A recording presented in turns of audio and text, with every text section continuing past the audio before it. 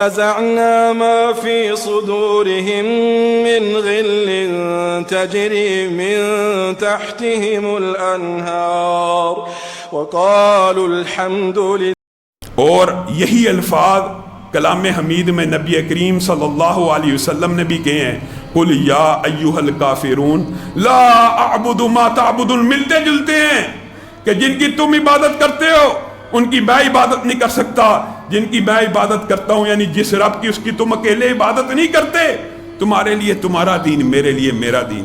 بدا حضرت ابراہیم کے الفاظ جو کلام حمید کے اندر تمہارے اور میرے لیے نمونہ ہے، وہ کیا ہے؟ وہ یہ ہے کہ بدا بیننا و بینکم العداوہ، تمہارے اور میرے درمیان درمیان کہہ رہے ہیں نفرت اور بغض اور عداوت کی بنیادیں ڈل چکی ہیں۔ کس بنیاد کے اوپر؟ اس بنیاد کے اوپر کہ اگر تم اللہ رب العزت کے اوپر اکیلے ایمان لے کے نہ آئے اور تم نے اللہ رب العزت کے علاوہ معبودان باطلہ کو نہ چھوڑا تو تمہاری اور میری کھلی جنگ ہے بغض و نفرت اور عداوت کا۔ یہ جو سارے کا سارا سلسلہ ہے یہ اس بنیاد کے اوپر ہے کہ تم جس کی عبادت کرتے ہو اور جن معبودان باطلوں کو پکارتے ہو، ابراہیم ان کی عبادت نہیں کر سکتا۔ کیا مطلب ہے اس بات کا؟ اللہ رب العزت نے ابراہیم کی زندگی کا یہ گوشہ تمہارے اور میرے لیے نمونہ بنایا۔ کس لیے؟ اس کے اندر بہت بڑی حکمت پوشیدہ کہ اللہ نے ابراہیم کی زندگی کو جب نمونہ قرار دیا تو ان کی زندگی کا وہ حصہ بیان کیا جو اسلام کی بھی بنیاد ہے، جو ایمان کی بھی جڑ ہے، جو ہمارے اور تمہارے عقیدے کے اندر ایک بہت اہم ستون اور پلر ہے۔ وہ کیا ہے؟ وہ یہ ہے کہ تمہاری اور میری محبت کی بنیاد کیا ہونی چاہیے، تمہاری اور میری نفرت کی بنیاد کیا ہونی چاہیے۔ ہمیں ایک دوسرے سے محبت اگر ہونی چاہیے اس ایک کلمے کی وجہ سے ہونی چاہیے کہ تم بھی اکیلے اللہ کی عبادت کرتے ہو، میں بھی اکیلا اللہ ہی کی عبادت کرتا ہوں۔ اگر کوئی بندہ دنیا کے اندر کسی بھی رنگ و نسل کا ہو، اگر وہ صرف اللہ رب العزت ہی کی عبادت کرتا ہے اور اللہ رب العزت ہی کی بندگی بجا لاتا ہے تو وہ میرا بھائی ہے۔ اور اگر میرا سگا بھائی بھی ہے، میرا سگا باپ بھی ہے، خالص اللہ کی عبادت نہیں کرتا، اللہ کی عبادت کے ساتھ ساتھ دیگر معبودان باطلہ کو بھی اللہ رب العزت کا شریک سمجھتا ہے، اور یہ سمجھتا ہے کہ اللہ رب العزت نے خود تو ڈیوٹی نہیں اپنی لی ہوئی بلکہ شفا کی ڈیوٹی کسی اور کو سونپی ہوئی ہے، بچہ دینے کی ڈیوٹی کسی اور کو سونپی ہوئی ہے، بارش برسانے کی ڈیوٹی کسی اور کو سونپی ہوئی ہے۔ نعوذ باللہ!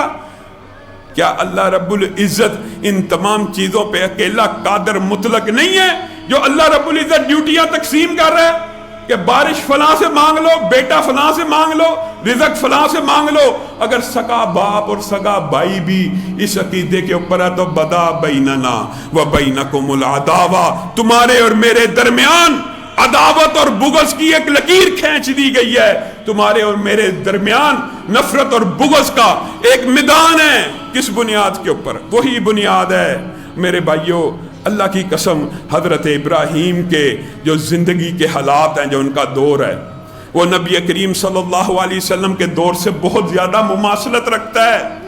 حتیٰ کہ حضرت ابراہیم کی نبی کریم صلی اللہ علیہ وسلم سے مماثلت اس قدر زیادہ ہے کہ نبی کریم صلی اللہ علیہ وسلم نے خود فرمایا، حضرت عیسیٰ گوری رنگت والے ہیں، سرخ و سفید ہیں، حضرت موسیٰ گندمی رنگت والے ہیں، اور یہ تک کہہ دیا، اور جس نے ابراہیم کو دیکھنا ہو وہ کیسے ہیں وہ مجھ کو دیکھ لے، میری شکل و صورت بھی ابراہیم سے ملتی ہے۔ بتائیے اس قدر مماثلت نہ صرف شکل و صورت، قد و قامت، تبلیغ میں، بلکہ حالات و واقعات میں بھی ہے۔ حضرت ابراہیم جس معاشرے میں پیدا ہوئے اور نبی کریم صلی اللہ علیہ وسلم جس معاشرے میں پیدا ہوئے، ایک جیسے حالات ہیں، تقریباً 19-20 کا فرق ہونا یہ تو ایک عام سی بات ہے، لیکن کیا حالات ہیں بتائیے۔ آج یہ بات میرے بھائیوں سمجھ لو، واللہ کچھ لوگ سمجھتے ہیں کہ ہم بڑی تلخ باتیں کرتے ہیں، لیکن آپ کے سامنے سچ رکھنا نہایت ضروری ہے۔ آپ بتلائیے، کیا کفار مکہ اللہ رب العزت کو نہیں تھے پہچانتے؟ سچے دل سے بتائیے، کیا ان کو نہیں تھا پتہ یہ اللہ کا گھر ہے؟ اللہ کی قسم پتہ تھا۔ حتیٰ کہ جب ابرہا نے حملہ کیا تو نبی کریم صلی اللہ علیہ وسلم کے دادا بے فکر ہیں، کعبہ کے متولی ہیں، کہا مجھے کیا فکر ہے، تجارت کی بات کر رہے ہیں، اپنے قافلے کی بات کر رہے ہیں، اپنے اونٹوں کے لین دین کی بات کر رہے ہیں ابرہا سے۔ لوگوں نے کہا وہ کعبۃ اللہ پہ حملہ کرنے آیا ہے، آپ اس سے وہ بات نہیں کرتے، آپ اپنے مال کی بات کرتے ہیں، یہ جو گھوڑے ہیں ان کی بات کرتے ہیں۔ کہا مجھے اس گھر کی کوئی فکر نہیں، اس کی حفاظت وہ کرے گا جو اس گھر کا مالک ہے۔ یہ دادا کے الفاظ۔ بتائیے کیا قریش مکہ اللہ رب العزت کی ذات سے واقف نہیں تھے؟ واقف تھے، حاجیوں کو ستو گول گول کے پلایا کرتے تھے، حاجیوں کو روٹی کھلایا کرتے تھے، اللہ رب العزت کو جانتے تھے۔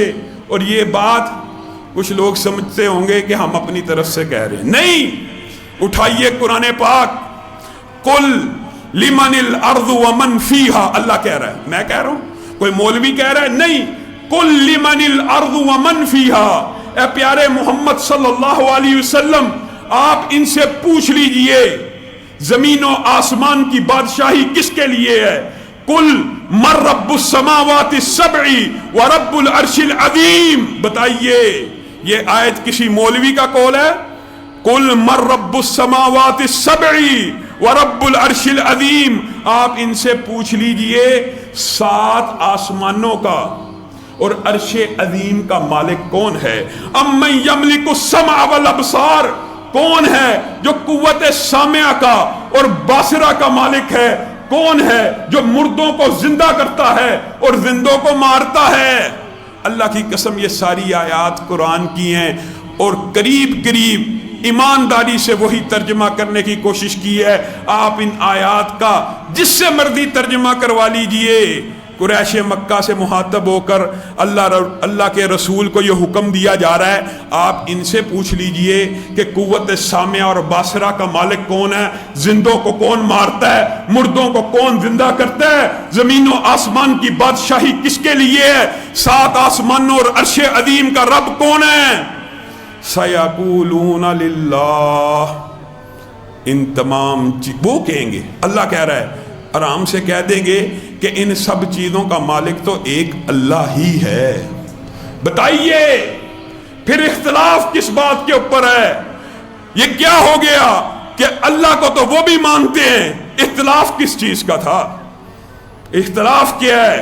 اور میرے بھائیوں یہ نقطہ سمجھنے کی بڑی اہم ضرورت ہے۔ سیرت ابراہیم میں قدم رکھنے سے پہلے وَإِلَٰهُكُمْ إِلَٰهٌ وَاحِدٌ، اختلاف کی جو بنیاد ہے، اختلاف کا جو آغاز ہے وہ اس کلمے سے ہوتا ہے، وَإِلَٰهُكُمْ إِلَٰهٌ وَاحِدٌ، معبودان نہیں، معبود واحد ہونا چاہیے۔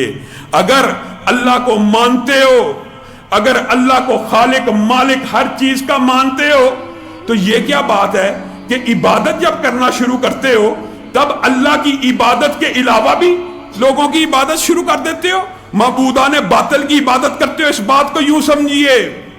اور میرے بھائیوں میں مبالغے سے نہیں کہتا، اللہ کی قسم دنیا کے اندر جو ملحد ہوتا ہے، ایتھیسٹ ہوتا ہے، لا مذہب لا دین ہوتا ہے، اس کے علاوہ دنیا کے اندر جتنے بھی مذاہب ہیں، ہم عیسائیوں کو کافر سمجھتے ہیں کہ انہوں نے 3 کا تیسرا کہا، یہودیوں کو سمجھتے ہیں انہوں نے عزیر کو ابن اللہ کہا، اور بھی شرک کے قسمیں موجود ہیں، اور مذاہب دنیا کے اندر جتنے بھی موجود ہیں میرے بھائیوں، ایک نقطہ سمجھ لو، ایک نقطہ سمجھ لو، ان میں سے کوئی مذہب بھی مذہب کس کو کہتے ہیں؟ مذہب کہتے ہی اس کو ہیں جو ایک مافوق الفطرت قوت کو اپنا خالق مالک اور رازق جانے۔ مدعاً جبریل من رب العرش دلیل للعالم والانسان تکبیر